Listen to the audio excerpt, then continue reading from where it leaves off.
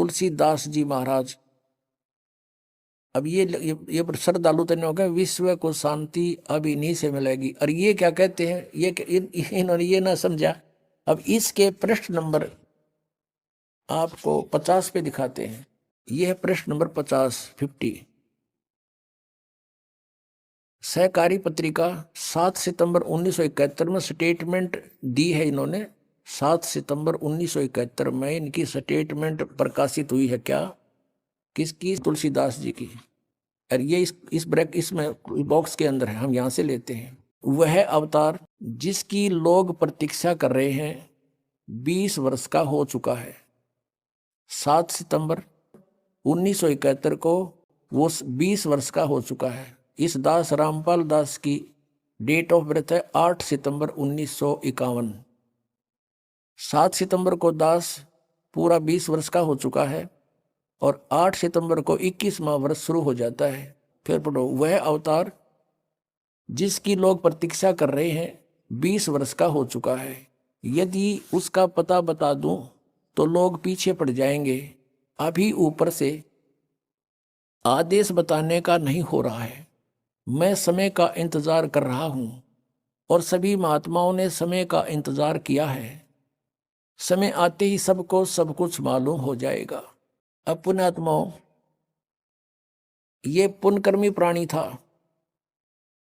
और सन 1954 से लेकर आज तक देखो कितने वर्ष हो गए इसको, लगभग 67 वर्ष हो गए। और आज से इसने 40 वर्ष पहले ये भविष्यवाणी करी थी कि वो 20 वर्ष का हो चुका है वो अवतार। और ये कहें इससे शांति मिलेगी, किससे? यो श्री तुलसीदास जी से। और ये कहता है और संत है कोई, वो अवतार है, वो प्रगट हो चुका है और उसके 20 वर्ष की आयु होली है। अब 59 पृष्ठ पे इसी के, इस पत्रिका के 59 पृष्ठ पर दिखाते हैं आपको, 59 पे इन्होंने क्या भविष्यवाणी की है ये देखिएगा। ये वही जय गुरुदेव की अमर वाणी है और इसकी हम 59 पृष्ठ पर पढ़ेंगे। 59 यहां से शुरू करते हैं। परिवर्तन का कारण भारतवर्ष बनेगा। भारतवर्ष में को विश्व में परिवर्तन का कारण अब बनना होगा। त्रेता में विश्व युद्ध का कारण भारतवर्ष था और द्वापर में भी विश्व युद्ध का कारण भारतवर्ष था और इस समय भी भारतवर्ष को ही कारण बनना होगा। मुस्लिम राष्ट्रों में भारी कलह होगी। सभी मुसलमान आपस में लड़कर समाप्त हो जाएंगे। अधिकांश छोटे छोटे देश टूटकर बड़े राष्ट्रों में मिल जाएंगे। भारतवर्ष इन सब का अगुवा होगा। चीन के समस्त वैज्ञानिक प्रगति को चूर्ण करके चीन को नष्ट कर दिया जाएगा। चीन में बचे खुचे लोगों की सहायता भारत करेगा। इसी बीच तिब्बत भारत को मिल जाएगा। यदि सभी राष्ट्र आपस में मिलकर भारतवर्ष पर आक्रमण करें तो भी इसे कोई जीत नहीं सकता है। भारत में नए सिरे से संगठन होगा।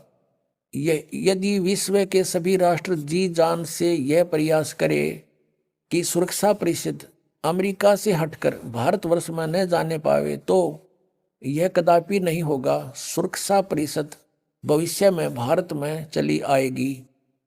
महापुरुष का जन्म भारत के एक छोटे से गांव में हो चुका है जिसके विषय में 7 सितंबर 1971 को तुलसीदास जी कह रहे हैं वो 20 वर्ष का हो चुका है। अब ये है सहकारी पत्रिका 28 अगस्त 1971 को इसने स्टेटमेंट दी। इसमें नाम नहीं बताया। फिर 7 सितंबर को क्लियर कर दिया कि आज वो 20 वर्ष का हो चुका है। इसमें लिखा कि महापुरुष का जन्म भारतवर्ष के एक छोटे से गांव में हो चुका है और वह व्यक्ति मानव इतिहास का सबसे महत्वपूर्ण व्यक्ति बनेगा। उसे जनता का इतना बड़ा समर्थन प्राप्त होगा कि आज तक किसी को नहीं मिला है। वह महापुरुष नए सिरे से विधान बनाएगा और वह विश्व के संपूर्ण देशों पर लागू होगा। उसका एक झंडा होगा और एक भाषा होगी। अपनात्मा कबीर परमेश्वर आए थे क्योंकि वे स्वयं परमेश्वर हैं और परमेश्वर की महिमा को परमेश्वर ही जान सकता है। इसलिए उन्होंने अपनी महिमा आपा आके बताई कि हम ही अलख अला हैं कुतुब गोस और पीर, गरीबदास खालिक धनी हमरा नाम कबीर। अब रामानंद जी से परमात्मा कबीर जी अपना परिचय दे रहे हैं, लेकिन वो समझ नहीं पा रहे कि ये सच्चाई बोल रहे हैं। जैसे तुलसीदास जी हुए हैं जो जिन्होंने रामायण लिखी है, कौन सी रामायण, श्री रामचंद्र जी वाली रामायण लिखी है, उनकी दिव्य दृष्टि खुल गई थी। इस दिव्य दृष्टि की कुछ रेंज होती है, जैसे सूक्ष्मदर्शी की होती है दूरबीन की, उसकी अपनी अपनी रेंज होती है, कहाँ तक देख सकती है। तो ऐसे उस तुलसीदास जी ने लाखों वर्ष पहले की घटना घटी हुई श्री रामचंद्र जी और रावण के बारे में, वो एज इट इज अपनी भाषा में, अपने लैंग्वेज में, चौपाइयों में, दोहों में लिख दी। इसी प्रकार आदरणीय गरीबदास साहिब जी ने परमात्मा से परिचित होकर के, परमेश्वर ने उनका ज्ञान योग दिव्य दृष्टि खोल दी थी। उसके बाद गरीबदास जी ने परमेश्वर के पहले और आगे के सब घटनाओं का, दृष्टांतों का विवरण अपनी लैंग्वेज में, अपनी वाणी में लिखा है, तुलसीदास जी की तरह। तो यहां कहा कि ए स्वामी सृष्टा में, कबीर साहिब जी परमेश्वर जी बता रहे हैं, ए स्वामी सृष्टा में सृष्टि हमारे तीर, दास गरीब अधर बसू अवगत सत कबीर। मैं ऊपर रहता हूं सतलोक में, सह शरीर हूं और वहां से चलकर आया हूं। परमात्मा जन्म नहीं लेते। कोई ये कहे कि हमारे गुरु जी भी चलकर आए, ये तो जन्म लेकर आए माता से।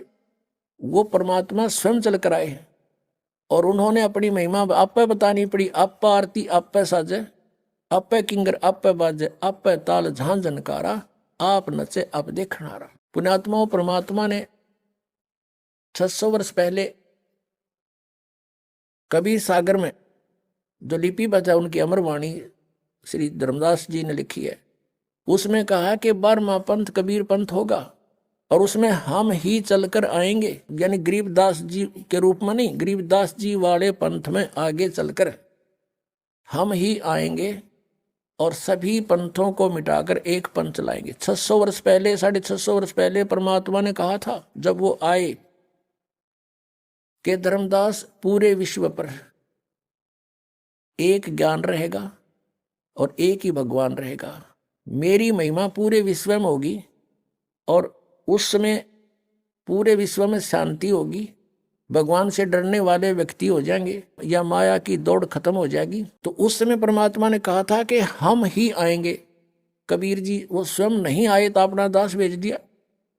तो जिसके विषय में श्री ये तुलसीदास साहिब जी, ये मथुरा वाले प्रबंधक यानी संत भविष्यवाणी कर रहे हैं, वो ये दास है।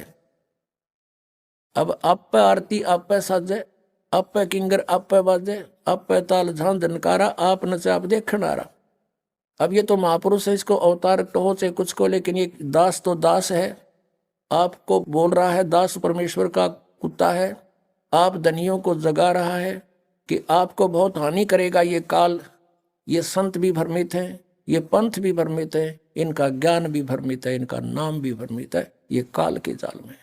दास की प्रार्थना है ये संत भी समझे, ये अपना कल्याण करवावे और आके अपना सतनाम पावे। सत्संग में आने से प्राणी को ज्ञान होता है कि मनुष्य जीवन किस लिए प्राप्त हुआ, इसका उद्देश्य क्या था, हम कर क्या रहे थे, हमने करना क्या चाहिए था। ये सब जानकारी सत्संग से होती है। हम यहां जन्मते मरते हैं। जन्म तो ठीक मान लें भाई, चलो जन्म हो गया, कोई बड़ी बात नहीं, अच्छी बात है।